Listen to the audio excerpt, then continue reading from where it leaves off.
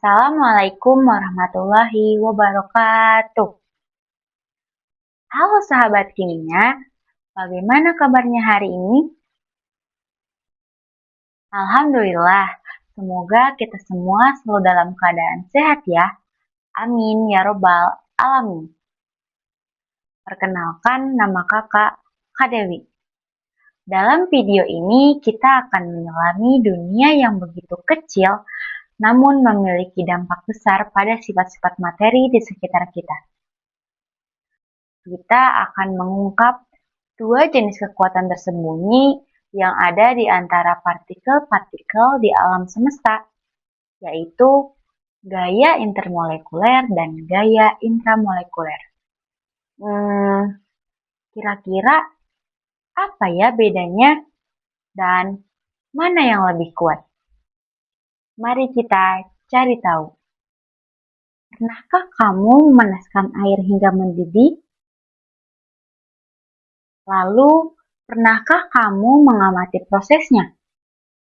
Coba perhatikan fenomena berikut. Lama-kelamaan, air yang berada di dalam panci tempat kamu mendidihkan air akan berkurang. Mengapa ya hal itu dapat terjadi? Coba perhatikan proses pemanasan air ini. Nah, air yang awalnya berbentuk cair akan berubah menjadi uap air yang berbentuk gas. Lalu, bagaimana air yang awalnya cair tersebut dapat berubah menjadi gas? Apa ya yang sebenarnya terjadi pada molekul air tersebut? Apakah terjadi perubahan pada molekul air? Mari kita ungkap misteri ini. Dalam bentuk cair, molekul-molekul H2O ini saling berdekatan dan tertarik satu sama lain sehingga terjadi interaksi antara satu molekul air dengan molekul air lainnya. Nah, interaksi inilah yang biasa disebut interaksi atau gaya intermolekuler. Akan tetapi, mengapa ya molekul-molekul air tersebut dapat saling berinteraksi? Coba, apakah kamu masih ingat? Air termasuk senyawa apa ya? Wah, ternyata kamu masih ingat ya. Benar sekali, air termasuk senyawa kovalen polar. Nah, karena air termasuk senyawa kovalen polar, molekul air memiliki muatan parsial positif pada atom hidrogen dan muatan parsial negatif pada atom oksigen. Adanya muatan parsial, hal ini membuat adanya interaksi antara molekul-molekul air tersebut, di mana parsial positif pada atom hidrogen di salah satu molekul air akan berinteraksi dengan parsial negatif pada atom oksigen pada molekul air lainnya. Nah, sekarang apa ya yang terjadi ketika air dipanaskan seperti proses penguapan tadi? Ya, benar sekali. Air yang awalnya cair lama-kelamaan akan menguap. Dalam bentuk gas, molekul-molekul H2O ini akan berjauhan. Mengapa ya? Menurutmu, untuk memutuskan molekul air dalam bentuk cair yang berdekatan untuk menjadi terpisah atau berubah menjadi molekul air dalam bentuk gas, apakah diperlukan energi atau melepaskan energi? Ya, tepat sekali. Untuk memutuskan molekul air yang berdekatan menjadi berjauhan, diperlukan energi untuk memutuskannya. Lalu, berapakah jumlah energi yang dibutuhkan untuk memutuskan antara satu molekul air dengan molekul air lainnya? Nah, ternyata jika diukur, energi yang dibutuhkan untuk memutuskan molekul-molekul air tersebut pada suhu 100 derajat Celcius dan tekanan 1 atmosfer, yaitu sekitar 40,7 kJ. Bagaimana?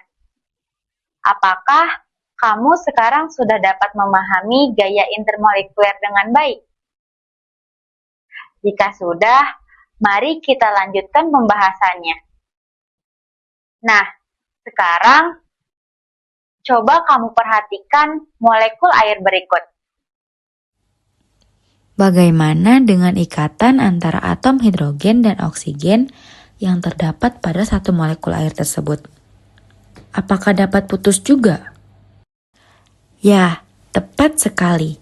Jadi, ikatan antara atom hidrogen dan oksigen yang terdapat pada molekul air ternyata dapat putus juga loh. Adapun ikatan tersebut termasuk ke dalam ikatan kovalen yang telah kamu pelajari sebelumnya. Lalu, apakah ikatan kovalen ini dapat disebut juga sebagai gaya intermolekuler?